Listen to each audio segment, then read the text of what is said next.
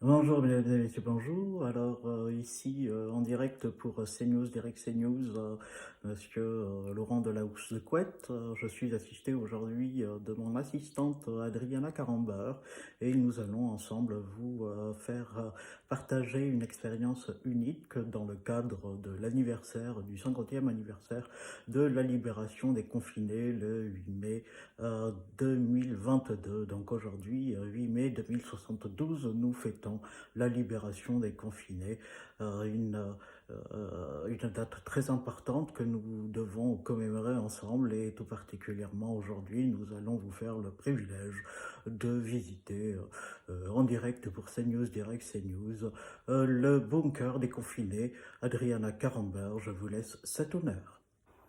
Coucou, alors merci beaucoup à Laurent Delahousse de Couette de m'avoir invité pour être à ses côtés, pour aujourd'hui fêter tous ensemble le 50e anniversaire de la libération des confinés. Donc aujourd'hui nous sommes le 8 mai 2072, souvenez-vous, il y a 50 ans.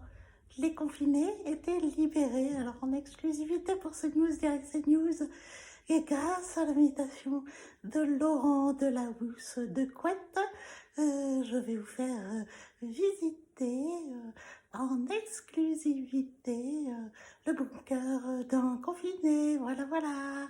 À tout de suite.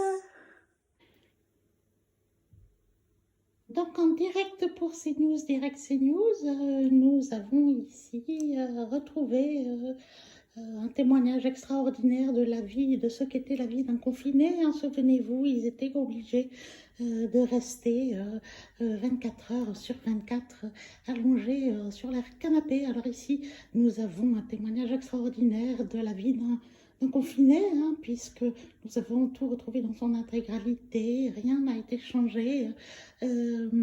Et nous pouvons constater que ce confiné avait aménagé son canapé en lit puisqu'il était condamné à y rester confiné. Alors effectivement un témoignage émouvant parce que nous avons retrouvé tout dans son intégralité. Hein. Le dernier repas du confiné, hein, vous voyez, même le virus s'est attaqué au repas. Nous avons ici un témoignage émouvant des derniers moments, des derniers éléments de la vie qu'a pu faire un confiné. Alors ce témoignage, hein, ce témoignage émouvant, nous trouvons ici le maître parce qu'ils ne savaient pas garder leur distance, ils étaient obligés d'avoir toujours un maître avec eux pour se souvenir de la bonne distance. Hein. Ils fabriquaient des masques avec le peu de choses qu'ils avaient. Hein. Et puis effectivement, il faut comprendre la raison pour laquelle ils ont disparu, parce qu'ils n'avaient pas les bons médicaments. Hein. Et effectivement, leur livre de médecine était bien sommaire, puisque on leur demandait de se débrouiller un petit peu comme ils pouvaient.